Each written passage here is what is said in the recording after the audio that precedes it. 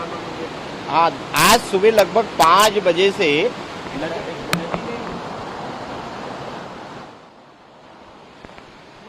आज सुबह 5 बजे से नदी ने एकदम विकराल रूप धारण करना शुरू किया और देखते ही देखते जो है पूरी हनुमान जी की मूर्ति भी लगभग डूब गई थी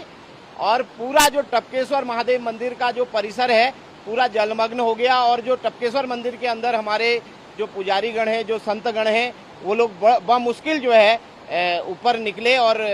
बजरंगबली की कृपा से, भोलेनाथ की कृपा से, शंकर भगवान की कृपा से सभी सुरक्षित जो है बाहर निकले। और मुझे लगता है कि विगत 400-500 सालों में इस प्रकार का जो ये विकराल रूप है ये कभी सुनने में नहीं आया है। और लगभग 25-30 साल से तो हम ही देख रहे हैं, लगभग 30 साल से कभी जो है इसके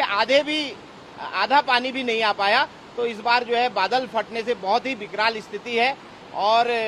जो यहाँ पे